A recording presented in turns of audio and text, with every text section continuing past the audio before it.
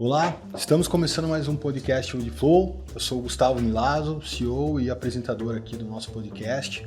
Esse podcast que sempre está trazendo informações sobre o mercado da madeira, bastante focado aí na exportação e sempre acompanhado de convidados mais do que especiais, né? Lembrando que o podcast Woodflow é produzido pela nossa plataforma woodflow.com.br. Se você compra ou vende madeira, faça seu cadastro, acompanhe as notícias, faça oferta, procure os produtos que você precisa lá, que você vai encontrar.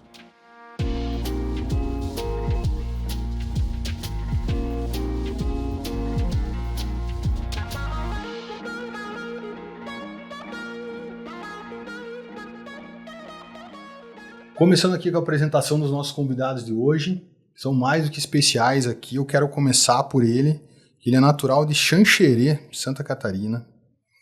Ele é vice-presidente da FIEP e coordenador do Conselho da Madeira da Federação das Indústrias, também vice-presidente da ABINCE e também coordenador do Comitê de Compensado. Rony Marini, muito obrigado pela sua presença, é um prazer ter você aqui comigo. Eu que agradeço o convite aí, Gustavo. E o nosso outro convidado, ele é realmente uma referência aí quando a gente fala de madeira aqui no Brasil. Ele é o vice-presidente da ABINCE, ele é consultor das Nações Unidas, ITTO, BID, dentre outras empresas internacionais, e é realmente muito conhecido aqui no nosso setor, realmente uma referência. Atualmente é o presidente da STCP, Ivan Tomazelli. É uma honra ter você aqui com a gente. Obrigado pela tua presença. Obrigado pelo convite. Satisfeito de estar aqui presente. Bom, senhores, a gente tenta trazer aqui um pouco do mercado atual, do retrato atual do que a gente tem no momento das exportações. E eu queria começar apresentando aí os números, nosso índice aí, Woodflow, onde a gente tem repetidamente acompanhado alguns números sobre exportações, sempre comparando aí os últimos anos, o último mês. Então eu queria começar aí essa nossa conversa falando sobre isso.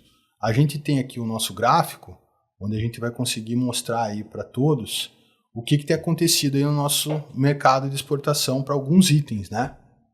E a gente pode acompanhar que atualmente o nosso volume aí do último mês de abril, comparado com o mesmo período aí do ano passado, a gente teve uma queda de 21% no volume de madeira desses produtos que a gente acompanha. E a gente também teve uma queda de quase 11% com relação aos preços de 2023. Porém, se a gente pegar só o retrato aí de 2024, de março para cá, a gente teve um aumento aí no volume de 6% e nos preços de 5%. Queria perguntar aí para vocês, o que representa esses números? A gente estava comentando um pouco aqui que às vezes esses números escondem algumas situações. Para você aí do compensado, Rony, o que representa realmente essa diminuição comparado com o ano passado, questão de valores, o que realmente tem acontecido aí nesse primeiro período aí do ano? Ali você tem um gráfico não só do compensado, né? Compensado, se você comparar preços do ano passado, desse período e agora, está um pouco menor em relação ao ano passado. Em termos de volume, está muito parecido, né? É que a gente tem um momento agora de cota, talvez os embarques não estão acontecendo como deveriam por causa do caos que a gente está vivendo no porto. Todo mundo tem conhecimento, está muito difícil de embarcar, navio omitindo, não tem janela. Deveriam estar maior, porque se não fosse esse caos, tem um volume represado, creio eu, nos portos ou mesmo nas empresas. A expectativa do mercado para esse ano, pensando, sempre foi, no nosso caso, mais otimista, porque esperávamos ter uma queda de juros lá no mercado americano, que é muito importante para o compensado, que parece que não vai ter esse ano. Então a gente está ficando um pouco agora no momento também de fim de cota, não sabemos exatamente como vai ser, os estoques nos Estados Unidos, eu posso dizer que cheguei sábado de viagem, estão relativamente grandes nos portos lá, pude acompanhar.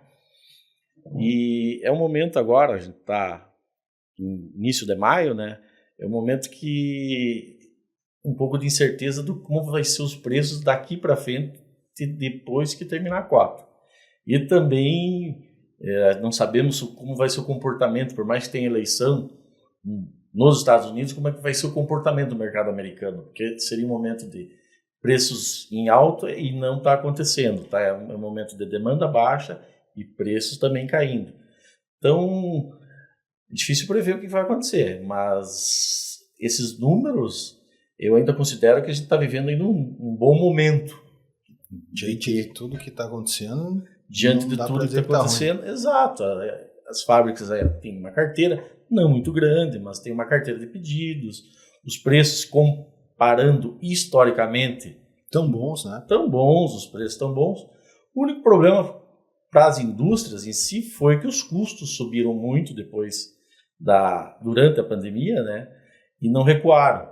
E agora, o momento que está acontecendo nos portos, né? Todo mundo se envia caminhão e não consegue descarregar, fica 1 dia, 2 dias, 3 dias, navios omitindo 1, 2, 3 vezes, 4 vezes, até mais que isso, e as cargas não estão saindo. Isso está aumentando muito os custos, né, das indústrias.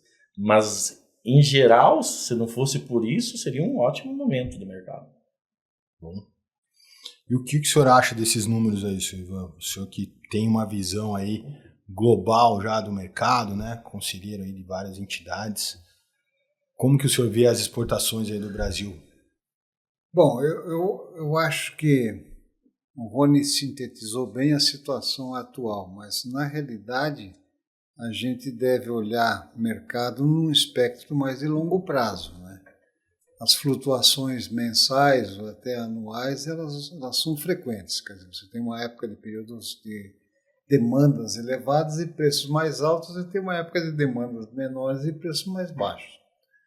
Se nós analisarmos 2023, principalmente 2024, e compararmos com 2020, nós estamos com dados meio parecidos, tanto em termos de demanda como em termos de preço.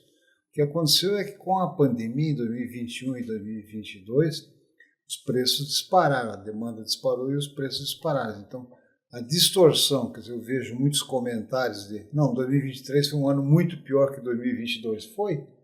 Né? Por quê? Porque naquela época eu vendia compensado, né, para usar compensado de exemplo, por $1.000 metro cúbico, né, que era completamente irreal. Né? Ninguém poderia pensar que isso continuaria a acontecer. Mas isso tem, né, quer dizer, o preço voltar aos patamares anteriores, mas eu sempre comento que quando você tem uma época de preços altos, a tendência é você produzir mais e esquecer produtividade. Eu tenho preço mais alto, eu consigo acomodar custos mais elevados.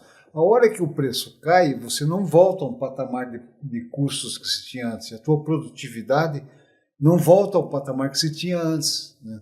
Então, demora um tempo para se acomodar. Então, 2023 foi uma fase de acomodação e eu acho que 2024 vai continuar com uma fase de acomodação, né, que as produtividades vão ter que ser aumentadas. Né?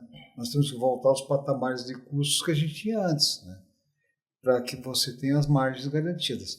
Mas eu concordo com o Rony, eu acho que os preços não estão de todo mal, né? Você tem volumes um pouco menores, um pouco maiores, mas no espectro de últimos 5 ou 6 anos, se você analisar, nós voltamos àquilo que era em 2021, 2020. E a questão da produção também, o volume produzido, ele também deu uma estabilizada, né? Porque a gente teve volumes, as fábricas produzindo muita coisa, muitas fábricas que nunca tinham exportaram, e agora a gente está tendo essa acomodação também, principalmente no compensado, que foram esses preços que chegaram acima de $1.000, né? Então talvez isso traga uma certa aí estabilidade no preço. Eu acredito que sim, né? O que aconteceu, né? Naquele momento tinha que produzir, todas as fábricas estão produzindo. E aproveitar o momento. Aproveitar o momento, tinha que surfar a onda, né? Nem o mais otimista dos caras ia acreditar acima de $1.000 o preço. Ninguém, nem o maior sonho, nem sonho acreditava naquilo, né? Então todo mundo surfou, aproveitou o momento, mas o que acontece? Como o professor colocou, quando tá bom tem que se preparar porque vai vir um momento ruim. Né? E quando tá ruim também tem que estar preparado porque vai vir um momento bom. Né? Então é cíclico, né? Olhando a longo prazo. É um momento, eu acredito ainda, não considero que seja, como comentei com você, de preços, mas eu creio que a recuperação vai ter. O momento ainda não sabemos, né? A gente depende muito dos juros, tanto na Europa ou americano, porque são os principais mercados compradores. A gente depende que o consumo aumente lá. A gente depende da taxa de hipoteca deles. Se cair os juros, aumenta o consumo, que eu acredito vai acontecer, aí sim, a gente vai ser outra realidade, né? Acredito que o mercado vai voltar. Não acredito naqueles níveis que aconteceram, aquilo... Jamais. Jamais. Não dá para usar até essa palavra, não gosto de usar, porque em 2004 a gente viveu um momento assim fantástico também, na madeira, lá antes de estourar a bolha americana. Ninguém acreditava, isso foi 2004, fazem 20 anos.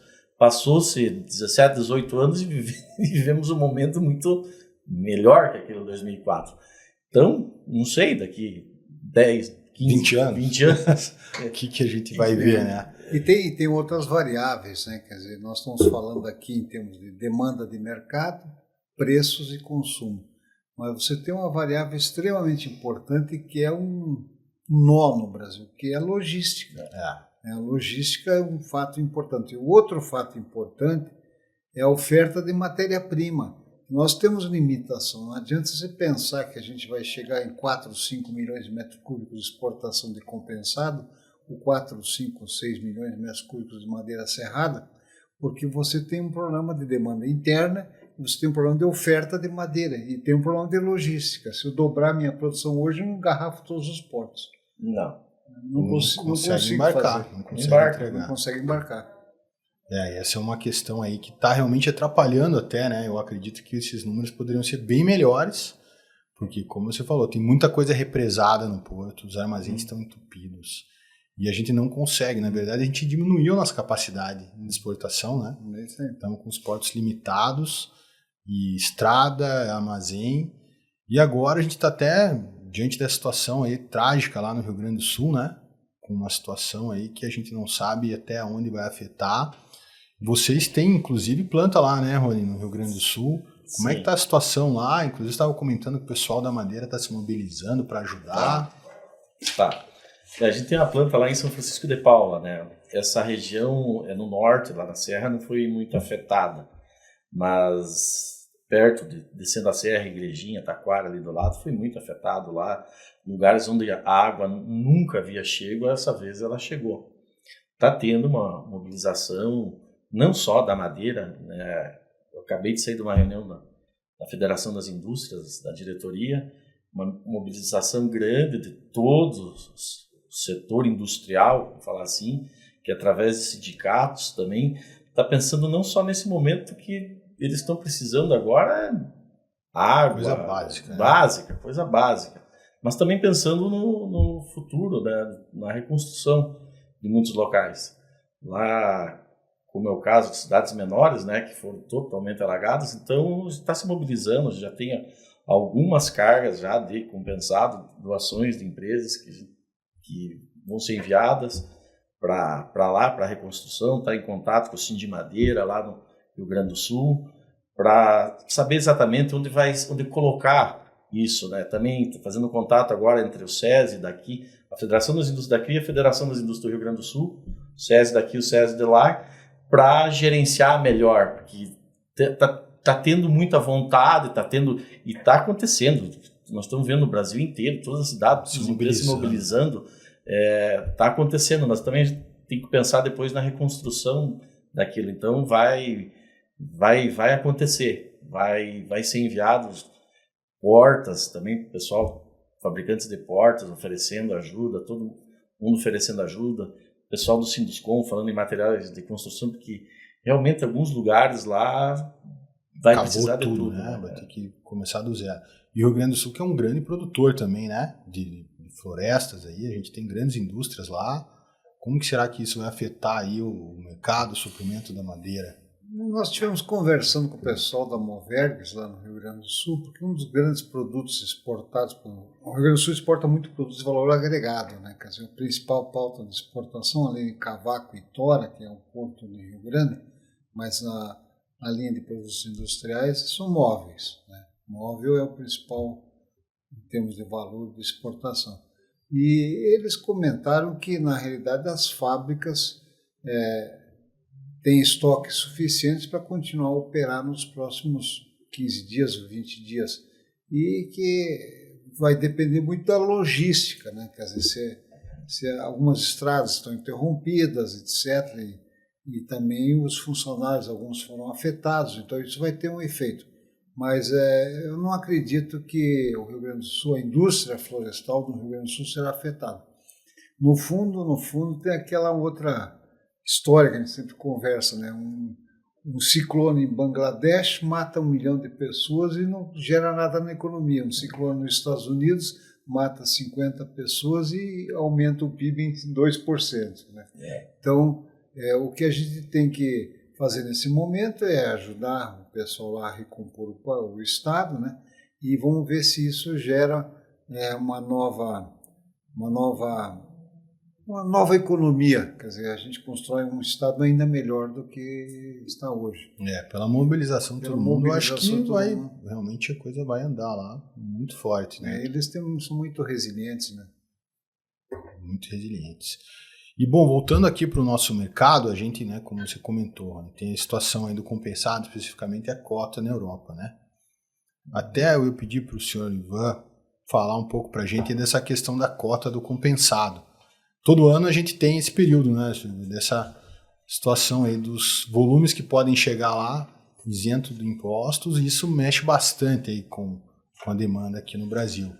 Qual a expectativa aí de final de cota para esse ano? Porque aí a gente vai ter mais uma mexida nesse mercado, né? Na realidade, você antigamente tinha uma cota só, depois com o Brexit, com a saída do Reino Unido da Europa, foram criadas 2 cotas, né? Então, uma é de quase 500 mil metros cúbicos para compensados, que são cotas isentas de impostos. Sempre no Pinos, né? Sempre no Pinos, né?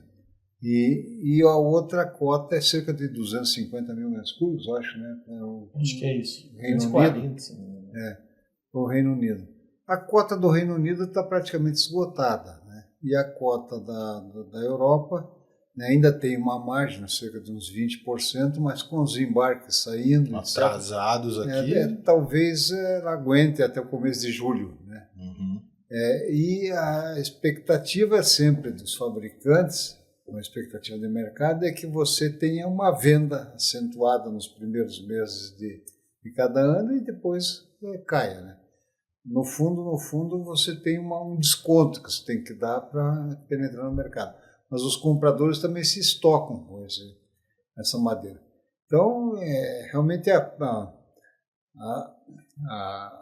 com o término da cota, você deve ter um determinado impacto no mercado. Se não recuperar o mercado dos Estados Unidos, a gente pode ter um probleminha aí para resolver, né? Isso é bastante cíclico, né? A gente vê isso todo ano, né? Os compradores vêm para cá já no final de 2023, comprando para entrar na cota lá em janeiro, e aí os contratos para a cota já acabaram, né? Ninguém mais está comprando acreditando que vai entrar na cota. É o que está represado aqui, que talvez chegue, e a gente vê todo ano, né, essa queda aí de preço, aquela briga, e aí a gente depende dos Estados Unidos para a coisa melhorar, né?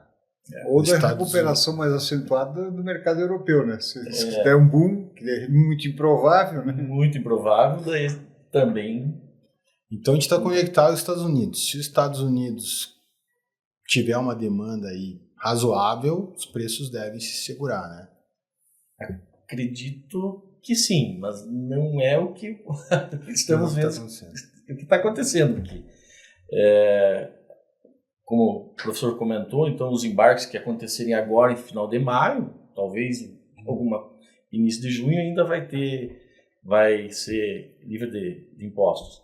Os Estados Unidos, né, se ele tivesse uma forte demanda, era bem provável que nós poderíamos deslocar essa produção para lá. Mas não é o que está acontecendo, né? quem acompanha a Randon Lentes, acho que deve estar na 4ª semana de queda.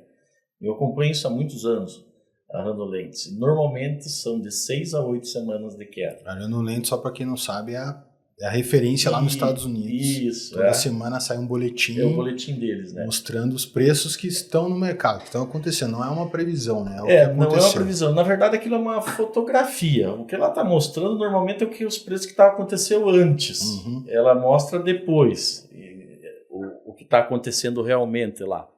E tem acompanhado, tem tido uma queda, né? Então, se olhar historicamente, sempre ela não cai só uma semana, 2. É difícil, acontece isso, mas o normal é 6 a 8 semanas e depois uma recuperação.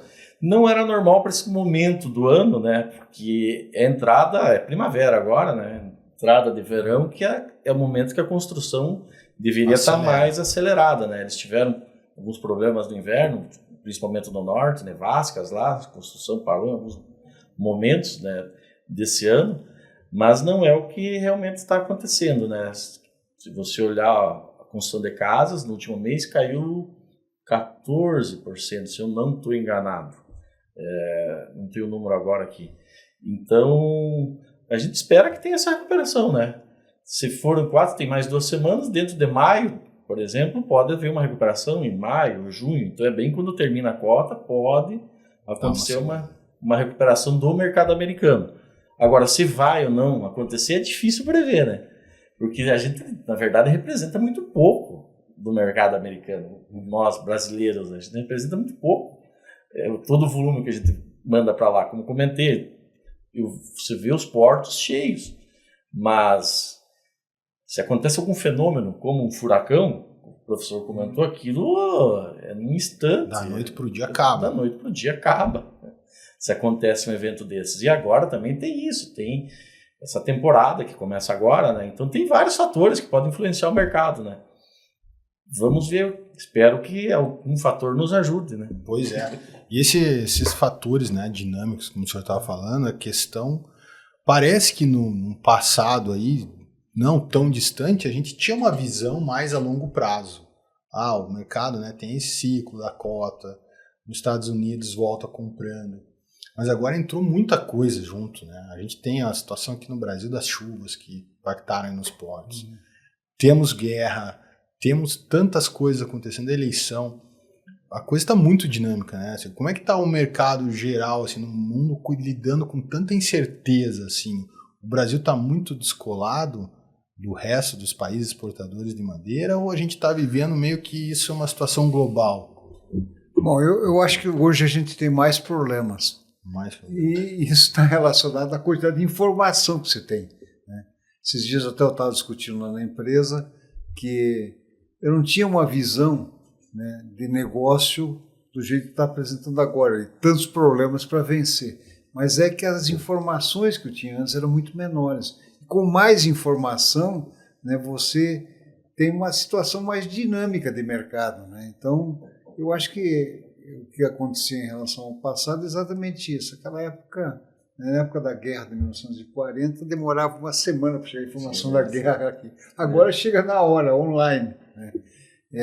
Um dos aspectos interessantes que a gente até já discutiu alguns anos atrás é a necessidade de você diversificar mercados. Nós estamos conversando aqui de Europa e Estados Unidos, né? Mas o Rony, por exemplo, exporta para o México, que não é Estados Unidos, não é Europa, e tem sido uma boa alternativa, né? Alguns anos atrás, a gente fez um levantamento do mercado potencial da África. A África é um grande importador de compensado. São volumes menores, spots, né? Alguns têm problema de liquidez, tem uma série de dificuldades de logística, mas o mercado está lá, né? Você tem o mercado australiano na Oceânia, né? Você tem o mercado asiático. Eu acho que a gente, como exportador, tem que pensar em ampliar a nossa visão de mercado, né? Os finlandeses exportam para mais países do que nós, né? Os finlandeses têm uma abrangência interessante. Os finlandeses, numa época até eu estava na China e tinha compensado finlandês na China. E a China era o que vendia o compensado barato, mas eles importavam o compensado finlandês, faziam um revestimento e revendiam. Né? Os finlandeses criaram uma central de distribuição em Xangai. Né? Então, eu acho que são coisas que a gente tem que pensar para a gente poder dar mais estabilidade. Né? Os mercados dos Estados Unidos são afetados de uma forma, da Europa outra, e tem os outros mercados que têm outra forma. Então, você consegue fazer uma média de mercado e criar maior estabilidade. Maior diversificação é melhor do que menor diversificação. Por exemplo, exportação de molduras, para onde vai? Você é exportador, você sabe, vai basicamente para os Estados Unidos.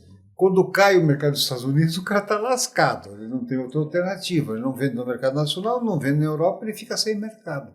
É um mercado que você está atingindo com um único produto, e isso é um problema seríssimo.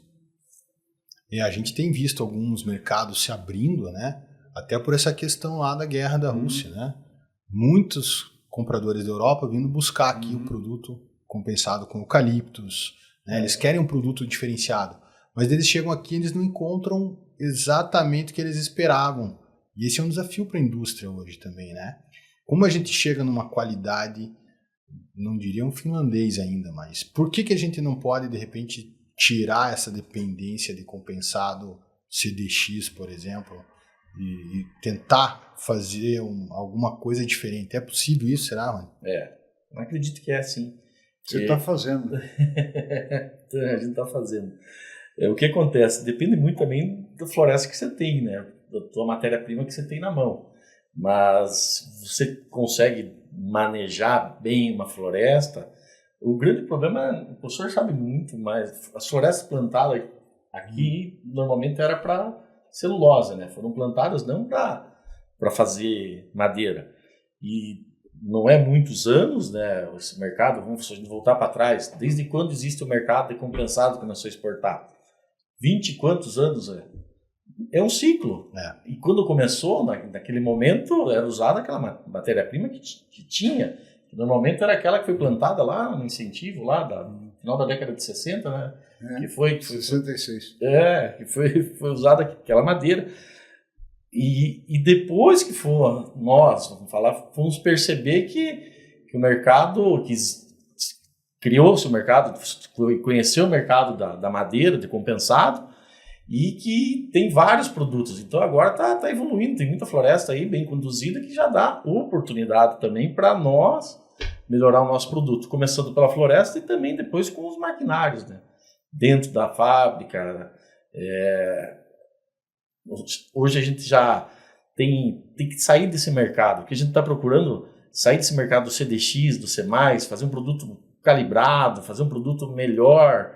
Você comentou desse mercado se abrindo, teve muito polonês que veio para cá procurar, não achou bem o que queria, mas achou em alguns lugares aí. Algumas empresas eu sei que está produzindo para esse mercado um produto similar, né? Não exatamente, porque ele não tem Burt aqui, não vai ser aquilo, mas atende a necessidade que ele quer lá. No mercado americano é a mesma coisa, tem muita empresa, eu sei, de produtos que está indo para lá para atender o mercado industrial, que não é um produto que é básico.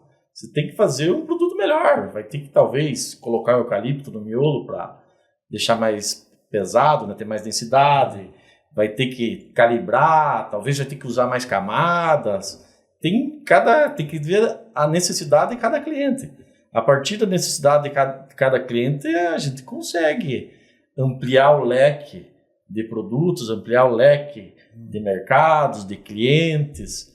Tá acontecendo isso. Tem muitas empresas que eu conheço o professor comentou de nós, né? A gente faz algumas coisas diferentes lá, mas eu conheço de várias empresas que tá indo na mesma direção, né?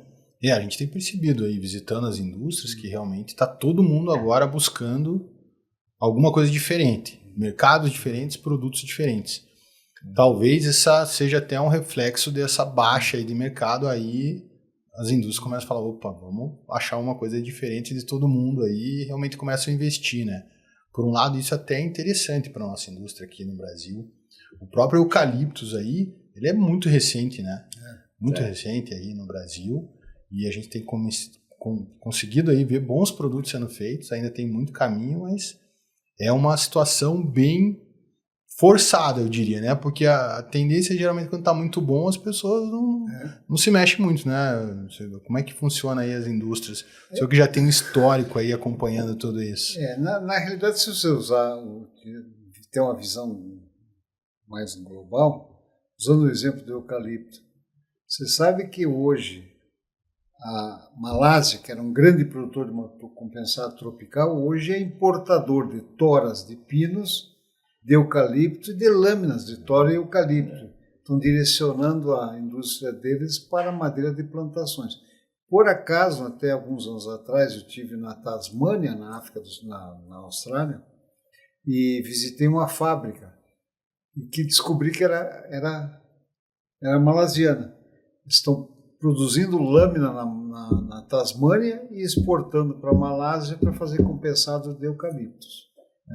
Então, é uma alternativa de mercado que a gente tem que explorar. Eu acho que é uma boa solução. Uma boa solução. O professor sempre defende investimento, tem que ter investimento em tecnologia, né? Melhorar os nossos equipamentos. As florestas já está acontecendo, e melhorando os equipamentos, a tecnologia dentro da fábrica também melhorar. Sim. A gente consegue fazer produtos melhores também aqui. E passar dessa fase só do C mais C e CDX, que obviamente sempre vão existir, ser fundamentais aí, mas dá para a gente chegar em outros mercados, né? Dá para chegar. Tem mercados, né? Tá certo que o tamanho da chapa é diferente, mas tem mercados, por exemplo, no Japão, né? Aqui hoje não tem ninguém mandando madeira para o Japão. Mas é um mercado, né? Na década de 80, acho que foi o maior produtor do mundo, né? O Japão era tora importada. Tora tudo importada. Solomon Islands, da Indonésia e daquela região. E existe, hoje eles são comprador de compensar. Tem mercados ainda que pode ser, que o Brasil ainda pode atender os brasileiros, a madeira brasileira ainda pode atender os que se 3 por 6 pés. Só que é 3 por 6 pés, né? Pois é, a gente está assim, um pouco longe ainda do pessoal da Europa, Finlândia, mas a gente está muito melhor que os nossos vizinhos aqui, né? O senhor acabou de voltar de uma viagem aí e estava comentando assim que como o senhor está feliz de voltar ao Brasil e ver como o nosso país é bom, né? Porque diante de todas as situações aí, dificuldade dos outros países vizinhos aqui, o Brasil ainda tá no caminho certo. Na América Latina em geral, né, se você olhar a América Latina, você tem um grande produtor. O grande produtor é o Brasil. Né? Depois tem o Chile, que é um grande produtor florestal, né? E o Uruguai, mas é basicamente celulose. Né? Então, o produto de madeira sólida é Brasil e Chile. Né? Eu tive agora na Bolívia, no Peru, no Equador e na Colômbia. Passei fazendo algumas reuniões sobre investimentos nessa região. E realmente o setor florestal é muito pequeno. A Bolívia, por exemplo, tem 50 mil hectares de floresta plantada. Né? E ela exporta hoje 200 bilhões de dólares de produtos florestais em geral. Qual a principal espécie plantada lá na Bolívia? Pinos e eucalipto. Pinos e eucaliptos na Bolívia. Mas são plantações rudimentares. Né? E ela nem entra na exportação, porque a exportação é baseada em madeira nativa, que é de concessões florestais, num país que tem uma situação política complicadíssima, né, um governo de esquerda radical, e que para ele o setor privado não existe. Então o setor florestal na Bolívia é zero. Né? Mas para o Brasil, uma oportunidade de exportação. Nós já exportamos muito aglomerado e compensado, se explora, aglomerado de MDF para a Bolívia e ainda se exporta. Imóveis para a Bolívia. Né? É um mercado pequeno, a população é pequena, de baixo poder aquisitivo, mas é uma oportunidade. O Peru também tem uma área florestal um pouquinho maior, 300 mil hectares de floresta plantada, mas a base também é floresta nativa. Né? Mas o Peru é um grande importador, importa muita madeira serrada e painéis, tanto do Chile como do Equador. E eles têm uma balança de saldo comercial florestal negativo altíssimo. Né? Eles devem estar importando hoje cerca de 500 mil metros cúbicos de madeira serrada do Chile. Só de madeira serrada. E mais aglomerado de MDF do Equador e do Chile, que deve ser uns outros 500 mil metros cúbicos. Né? E não tem chance o Peru, porque você tem uma costa seca, os Andes, e tem a floresta tropical da Amazônia, que é quase que toda protegida, comunidades, etc., muito pouca probabilidade de desenvolver. O Equador é um país pequeno, que tem uma indústria florestal mais forte.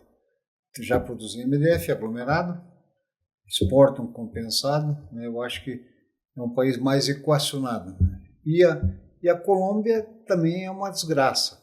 Você não tem nenhum desenvolvimento florestal consistente e ela é grande importadora também de produtos florestais. Então, o que eu vejo desses países da América Latina, com exceção do Chile, da Argentina e do Uruguai, é que todos eles são importadores. E isso é uma oportunidade para nós, né?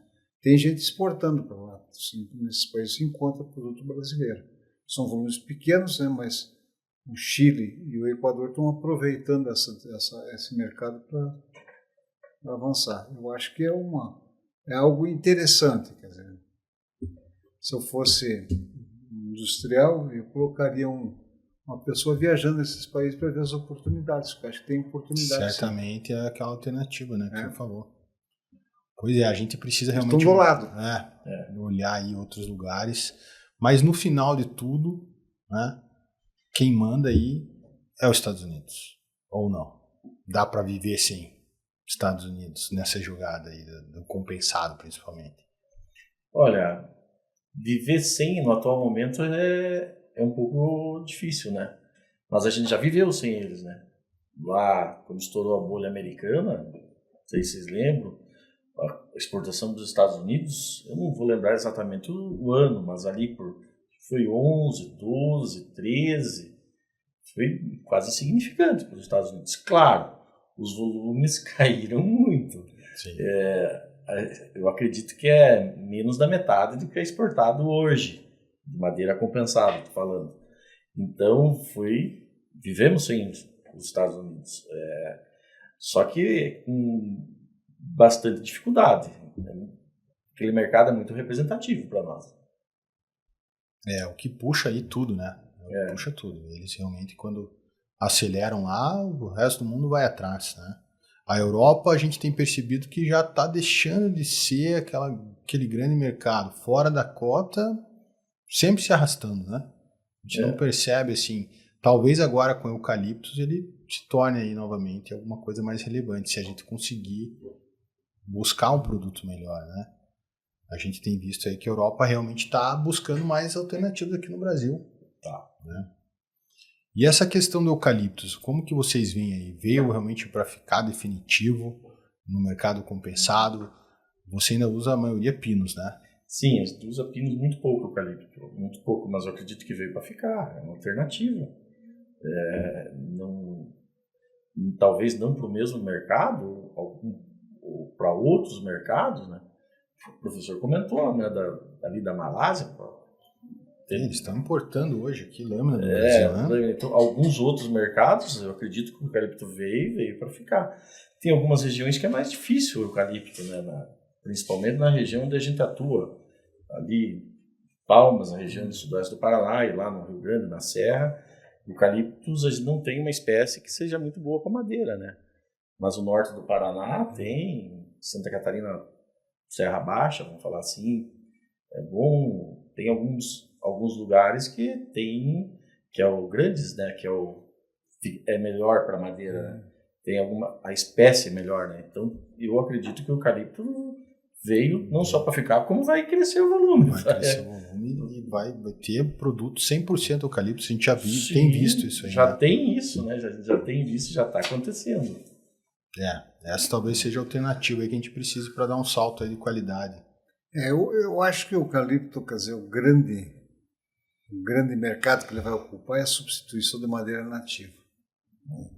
Você tem espécies com densidade mais elevada, pode ter compensados estruturais mais fortes e até na aparência. Quer dizer, hoje, se você pegar clones de eucalipto, você tem um clone que é parecido, sei lá, com a madeira de teca. Né? Ele tem tem um clone que é parecido com a madeira de pinos. Quer dizer, você tem tonalidades diferentes e o desenvolvimento genético do eucalipto está muito mais à frente do que o desenvolvimento genético para pinos. Uma outra questão que a gente vê acontecendo, né, principalmente para a Europa, essa questão agora do EUDR, que eles têm batido forte ali na questão da origem, do controle, né? E o Brasil, talvez, pelo que a gente tem visto, a gente está bastante otimista até com relação ao Brasil, porque a gente já está bem organizado aqui, perto de outros países, né? Será que isso vai impulsionar o nosso mercado aqui? Vamos abocanhar aí mais uma fatia lá na Europa e ter uma preferência de negócio? Minha opinião, eu não analisei isso com todo o carinho necessário, mas acho que é só um fator complicador adicional. Né?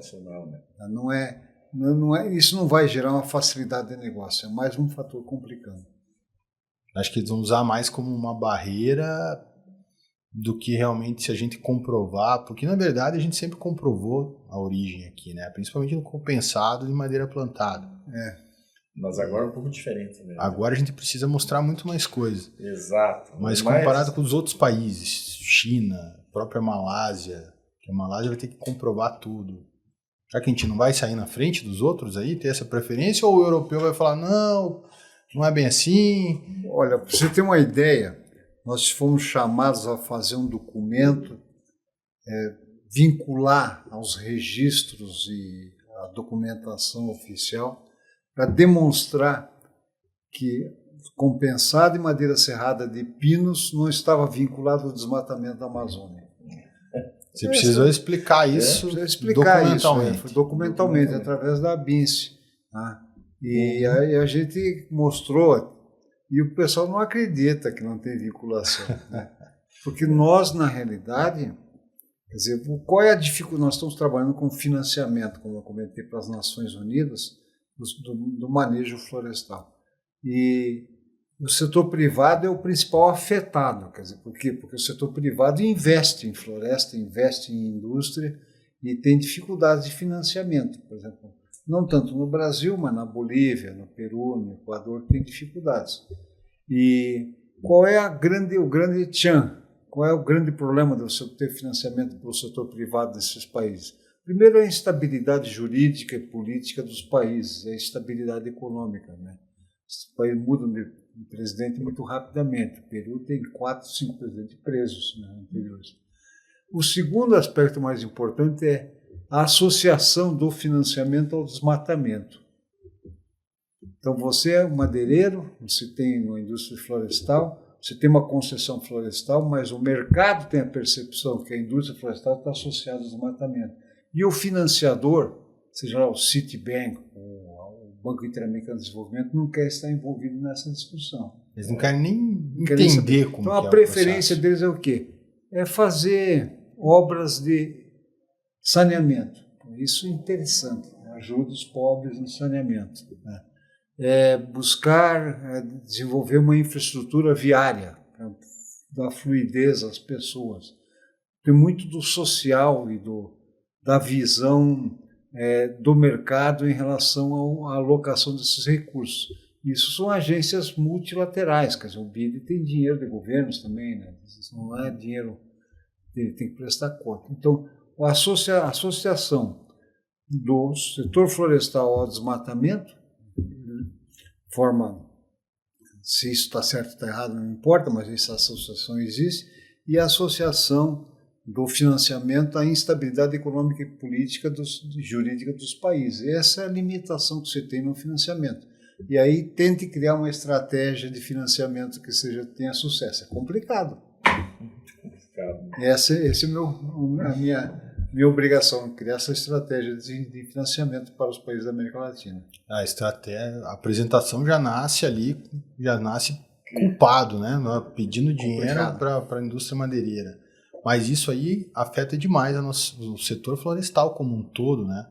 Até você estava comentando sobre a questão aí de floresta, se as indústrias aumentarem a capacidade hoje. Como é que está o nosso setor florestal aí para essa madeira plantada de pinos e eucaliptos?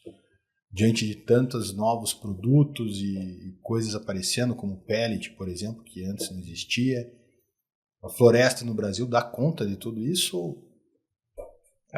Essa pergunta é com o professor Ivan. Essa pergunta. Se você olhar, quer dizer, o grande consumo de madeira hoje no Brasil está basicamente concentrado em 2 ou 3 segmentos florestais. Celulose, uma entrada de uma fábrica de celulose nova, as que estão construindo agora, nós estamos apoiando aqui no Mato Grosso do Sul, vai representar um aumento de consumo de madeira de 15 milhões de metros cúbicos de toneladas por ano. Uma fábrica. Uma fábrica. E essa madeira já está plantada? Parte plantada, parte vai ser de mercado e parte vai ser plantada. Mas, então, só para mostrar o impacto, quer dizer, o grande consumidor de madeira hoje é a celulose. O segundo grande consumidor, sabe o que é? Energia. Agronegócio. Tá? Hoje se estima que no Brasil mais ou menos 60 milhões de toneladas de madeira é queimada para atender o agronegócio. Secar soja, produzir óleo de soja, secar grãos em geral. Né? Agronegócio segundo. O terceiro, o maior consumidor, basicamente, é o pessoal de painéis, MDF e aglomerado, que hoje são mais ou menos uns 10 milhões de toneladas. Então, esses são os grandes consumidores.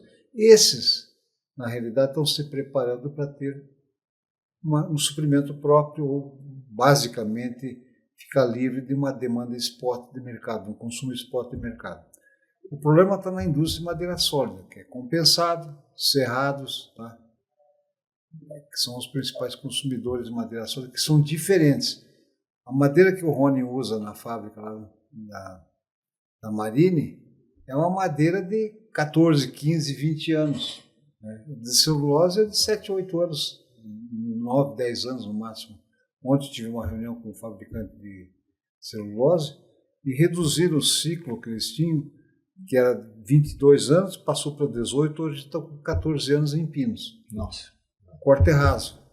E esse corte raso vai o quê? Corta tudo e vai para a celulose, não quer mais saber. Antigamente tinha um ciclo mais longo, vendia parte no mercado para madeira sólida e parte ia para a celulose. Hoje ele caiu fora. Então o problema está no suprimento de madeira para a indústria de madeira sólida. Se você olhar o pinos, quer dizer, nós estamos no limite da equação. Não quer dizer que vai acabar a madeira, mas os estoques que você tem na floresta vão ser reduzidos. Até o momento em que vai chegar no estoque zero, mas não sei quanto tempo vai demorar, talvez demore uns 10, 15 anos, mas a tendência é essa. E não há expansão dos plantios de pinos, né? A expansão é quase zero. E o aumento da demanda é constante. É um desafio enorme para o Brasil, enorme. A gente por isso preparar para eucalipto. Exato, a conta não fecha daí, não né? Fecha. Porque a gente está perdendo muitas áreas para agricultura também, né? Que haviam pinos que está se transformando em áreas para agricultura, né? Tem isso também. Então, o eucalipto, que a gente comentou, veio para ficar, né? Vai cada dia mais. Só vai para frente. Pois é, a gente tem, né, muitas coisas que a gente poderia falar aí. Nosso tempo aí já está passando um pouco. Mas eu gostaria, assim, que vocês dessem meio que uma opinião aí sobre 2024. No último episódio aqui que a gente teve com o pessoal, a gente terminou falando do otimismo controlado, né? A gente estava mais otimista, que ia ser os preços mais estáveis, um volume mais seguro. Diante aí dos últimos acontecimentos, logística, o que dá para a gente falar aí para esse ano? Bom, o que eu vou falar em otimismo nesse momento é um pouco difícil, né? Tá tudo muito problemático. Problemático. Mas, enfim, as coisas mudam e mudam, às vezes, rapidamente, né? Você tem que estar atento sempre à mudança. A mudança sempre está acontecendo. Você tem que estar preparado, porque às vezes é muito lenta, né? Às vezes você acaba não percebendo. Tem que estar preparado para perceber quando é muito lenta. E também quando é muito rápida. Eu, particularmente, para falar 2024, falando desse momento, eu não estou muito otimista 5 anos de 2024. Já estive mais otimista em relação a esse ano. Estive naquele momento que comentou até da dependência que a gente tem no mercado americano. Mas tínhamos uma expectativa de corte de juros lá, que era para começar, se não me engano, em março, daí foram adiando. E parece que nem vai ter mais esse ano. Sem ter um corte de juros lá, aquele mercado, me parece que não vai ter uma grande demanda. Uma reação. E não só lá, também, mercado europeu é a mesma coisa. Então, eu não acredito que nós vamos ter uma demanda muito maior agora, durante esse ano. Não estou confiante sobre isso, né, que a demanda vai ser muito forte. Acredito que vai ser estável. Vamos viver uns momentos, talvez agora, quando tem o fim de cota, isso, o mercado americano ainda continuar caindo, um momento um pouco ruim, que tomar algumas ações de corte de produção. Enfim, tem várias ações que a gente pode tomar. Aquele ciclo de todo ano, né? É aquele ciclo que acontece todo ano. Mas espera melhorar um pouco. Exato. É isso aí, Gustavo. Então, não vejo assim que a gente vai ter um ano de 2024 brilhante, bom. Nesse momento, o meu pensamento não é esse. Mas também, pessimismo, acho que não dá para usar também essa palavra aí. Não. Difícil, né? Essa palavra, pessimismo, eu não consigo, sabe? A gente tem que... O madeireiro, de uma forma geral, você acredita tem que ser sempre resiliente nas coisas, né? Então, se tá ruim, eu sei que daqui a pouco vai mudar. Tem que estar sempre preparado, né? Para mudança, né? Porque ela vai acontecer, né? Então, uma hora acontece. Se vai ser 2024, não sei, né? Pode ser que seja. Está preparado. E o senhor, Silvio, o que acha que eu vai seguir aí com o Rony? Como empresário que sou, como o Rony também, a gente sempre acredita no futuro, né? Mas eu acho que 2024 nós vamos andar meio de lado. Quer dizer, não vai ser um ano ruim, mas também não vai ser um ano estrondoso, né? Vamos se preparar para 2025. E, na realidade, você está sempre investindo para buscar horizontes melhores, né? Não adianta você ficar só chorando. Né? Não. Eu acho que quem quer ser empresário nesse país, ou no mundo inteiro, ele precisa de uma certa dose de otimismo e um pouco de buscar desafios. Senão você tem que ser um funcionário público, é melhor. Tá certo. Bom, então queria agradecer a participação de vocês e dar realmente um espaço aí, Rony. Conta um pouco aí da Marine, para quem não conhece, eu sei que a maioria já conhece, mas fala um pouco aí de vocês. Bom, a Marine Compensados nasceu em 2003, né? Mas eu sou a terceira geração de madeireiro na família. Começou lá com meu avô, lá na década de 60, né? E ali em 2002, né, decidiu construir essa fábrica. Antigamente era madeira serrada, final da década de 90 ali, não se permitiu mais planos de manejo.